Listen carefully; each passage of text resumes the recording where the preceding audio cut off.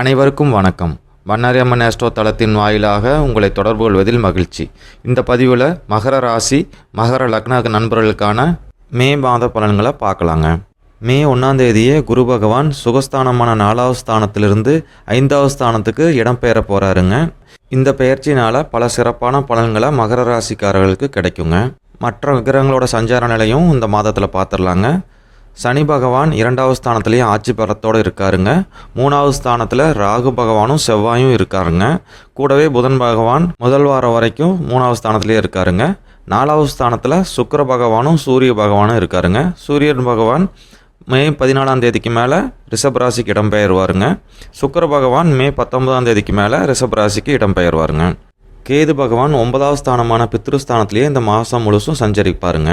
மகர ராசி மகர லக்ன நண்பர்களை பொறுத்த வரைக்கும் சிறப்பான எதிர்காலத்துக்கான முதல் மாதமாக இதை கன்சிடர் பண்ணிக்கலாங்க. இந்த மாதத்திலேருந்தே நல்ல நல்ல பலன்கள்லாம் உங்களுக்கு தெரிய ஆரம்பிக்குங்க. கடந்த காலங்களில் நிறைய அவமானங்களை சந்திச்சிருப்பீங்க. நண்பர்கள் மூலம், சொந்த பந்தங்கள் மூலம், இல்லை ஆஃபீஸில் தொழில் வியாபாரம் செய்கிற இடத்துலையும் நீங்கள் அதை ஃபேஸ் பண்ணியிருப்பீங்க. அந்த நிலைமையெல்லாம் கம்ப்ளீட்டாக மாறிடுங்க. உங்களை பற்றி தப்பாக ஒன்று கிடக்க ஒன்று பேசினவங்க எல்லாருமே உங்களை பற்றி உயர்வாக பேச வேண்டிய சூழ்நிலை ஏற்படுங்க. அந்த அளவுக்கு உங்களோட செயல்களும் வெற்றிகளும் இருக்குங்க. அதே போல் அதிர்ஷ்டமும் அதிகமாக கிடைக்குங்க.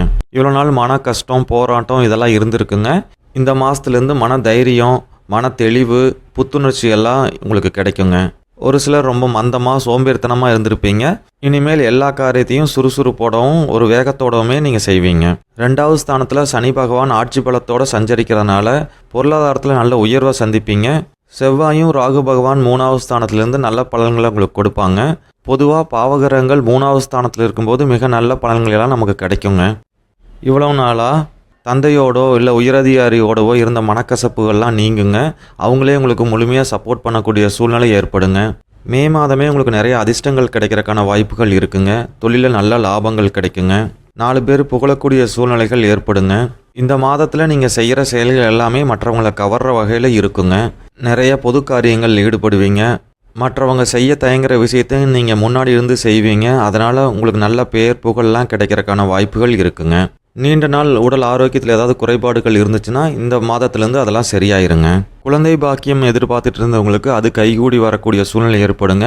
5வது ஸ்தானத்தில் புத்திரக்காரகனான குரு பகவான் சஞ்சரிக்கிற காலத்தில் குழந்தை பாக்கியத்துக்கு ரொம்ப சிறப்பான வாய்ப்புகள் இருக்குங்க. அதுலேயும் மே 19ஆம் தேதிக்கு மேலே மகர ராசி மகர லக்னத்துக்கு 5வது ஸ்தானாதிபதியான சுக்கிர பகவானும் இடம்பெயர்ந்து ஆட்சி பலத்தோடு இருக்காருங்க. மே 19ஆம் தேதிக்கு மேலே மிக சிறப்பான யோகம் இருக்குங்க குழந்தை பாக்கியத்துக்கு. இந்த மாதம் முதல் வாரத்தில் புதன் பகவான் 3வது ஸ்தானத்தில் சஞ்சரிக்க போகிறாருங்க. கூட ராகுவும் செவ்வாய் பகவான் இருக்காருங்க.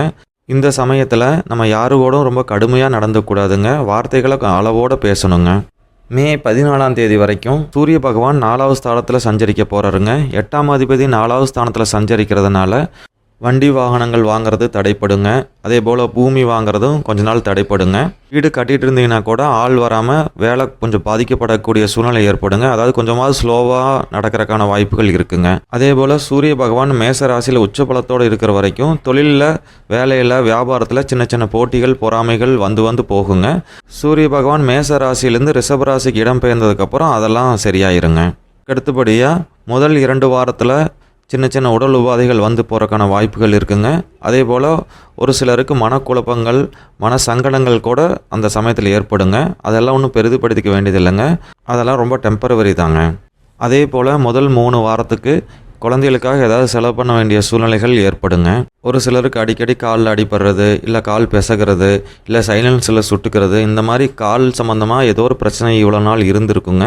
அதெல்லாமே இந்த மாதத்தில் சரியாயிருங்க. கடைசி வாரத்தில் இன்னும் ரொம்ப சிறப்பான பலன்கள் இருக்குங்க. 5ஆம் அதிபதியான சுக்கிர பகவான் 5வது ஸ்தானத்தில் ஆட்சி பலத்தோடு இருக்காருங்க. 9வது ஸ்தானாதிபதியான புதன் பகவானும் 5வது ஸ்தானத்திலேயே சஞ்சரிக்க போகிறாருங்க. இந்த காலம் மிக சிறப்பாக இருக்குங்க. எல்லா வகையிலையும் ஒரு வெற்றியை தரக்கூடிய வாரமாக மே கடைசி வாரம் உங்களுக்கு அமையுங்க. நான் முதல்ல சொன்னது போலவே மகர ராசி மகர லக்ன நண்பர்கள் இந்த மாதத்துலேருந்தே ரொம்ப புதுசாக உணர்வீங்க. நீங்களே ஆச்சரியப்படுற வகையில் நிறைய காரியங்கள் நடக்குங்க. சூழ்நிலைகள் உங்களுக்கு ரொம்ப உறுதுணையாக இருக்குங்க. நீங்கள் நினச்சா எதிர்பார்த்த நல்ல காரியங்கள்லாம் உங்களுக்கு முழுமையாக நடக்குங்க. அதே போல் நீங்கள் நினைக்காத அளவுக்கு நல்ல காரியங்களும் உங்களுக்கு இந்த மாதத்துலேருந்தே கிடைக்க ஆரம்பிக்கும்.